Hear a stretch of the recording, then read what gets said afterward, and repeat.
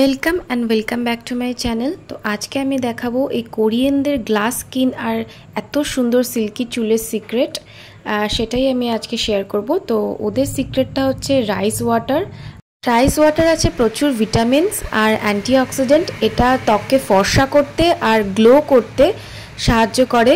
তো এক কাপ চাল নিয়ে সেটাকে দুবার ভালো করে ধুয়ে ফেলতে হবে যাতে নোংরাগুলো চলে যায়। তারপর ওই চালে খাওয়ার জল, হ্যাঁ ফিল্টার্ড ওয়াটার ইউজ করতে হবে।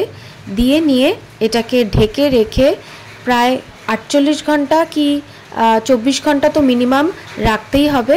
তারপরে ওই চালটাকে বের করে নিয়ে এই জলটাকে ছেঁকে নিতে হবে। আর এই ছেঁকে নিয়ে আমি এটাকে একটা স্প্রে বোতলে ভরে নিচ্ছি যাতে ভালো করে এটাকে চুলে আর স্কিনে আমি ইউজ করতে পারি।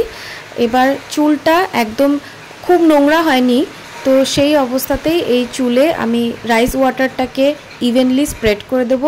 চুলের গোড়ায় গোড়ায় তো স্প্রে করবই, পুরো চুলের আগা পর্যন্ত ভালো করে স্প্রে করে নেব। পুরো চুলটাকে ভিজিয়ে ফেলবো।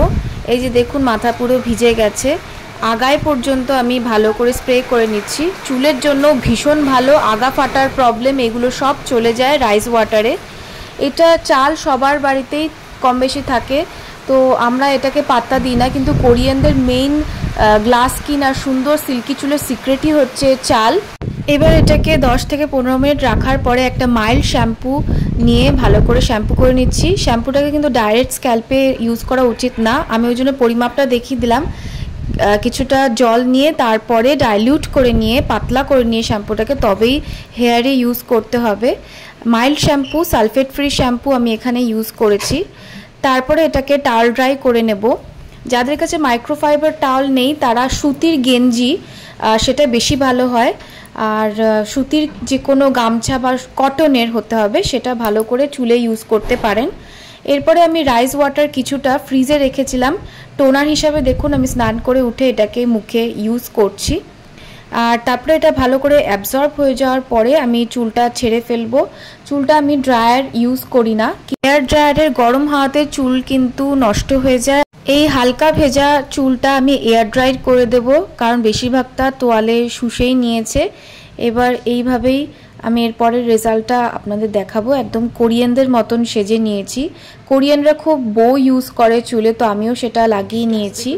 আর এই যে দেখুন আমার রেজাল্টটা হেয়ারের কি সুন্দর এসছে, কি শাইন দিচ্ছে, প্রচণ্ড সিল্কি হয়েছে চুলটা। না কন্ডিশনার ইউজ করা হয়েছে, না কোনো সিরাম ইউজ করেছি আমি পরে, একদম এয়ার ড্রাই করার পরে এই যে ফিনিশিং এসছে।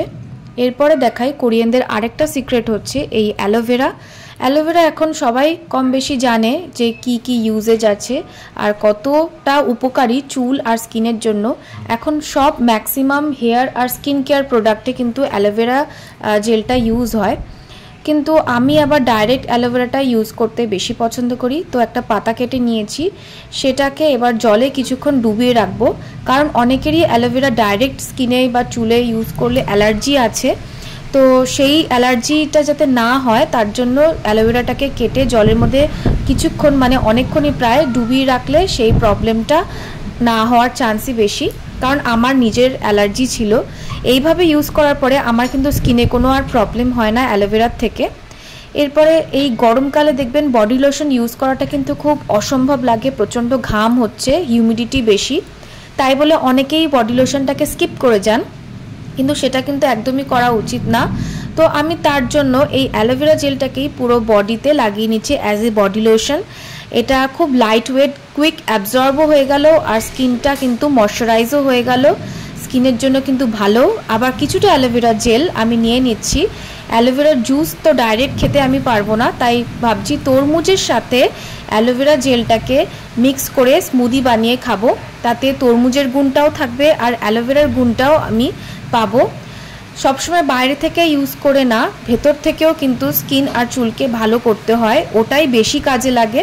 তো আমি বানিয়ে নিয়েছি তরমুজ আর অ্যালোভেরা জেলের জুস। এটা কিন্তু বডিকে ভীষণ হাইড্রেট করবে। আর অ্যালোভেরা তো স্কিন চুলের জন্য খুবই ভালো। এখন তো অ্যালো জুস বিক্রি হয়, দাম দিয়ে লোকে কেনে, কিন্তু আমি ডাইরেক্ট এইভাবেই কনজিউম করতে পছন্দ করছি। একদমই তিতভাব বোঝা যায়নি অ্যালোভেরার, যেহেতু তরমুজ ছিল। এইভাবে আপনি অন্যান্য ফলের সাথে ইউজ করতে পারেন। স্কিনে গ্লাস স্কিন এফেক্ট তখনই দেবে যখন ফেশিয়াল হেয়ারটাকে রিমুভ করা হবে। তার জন্য আমি এই রেজার ফেশিয়াল হেয়ার রিমুভারের ফেস রেজার ইউজ করে নিচ্ছি। আর মামা আর্থের অ্যালোভেরা জেলটা আমি স্কিনে অ্যাপ্লাই করে নেব। ড্রাই স্কিনে কিন্তু ফেস রেজার ইউজ করা একদমই উচিত না। আর রেজারটাকে 45 ডিগ্রি অ্যাঙ্গেল করে স্কিনের সাথে আস্তে আস্তে করে হেয়ারটাকে রিমুভ করতে হবে। আর এক জায়গা একবার হেয়ার রিমুভ করার পর দ্বিতীয়বার কিন্তু ওইখানে রেজার ইউজ করা উচিত না, তাহলে কিন্তু র্যাশ উঠতে পারে। এই যে দেখুন, এরপরে দেখবেন স্কিনের এফেক্টটা কত ভালো আসে, এতে মেকআপ করলেও কেকি লাগে না।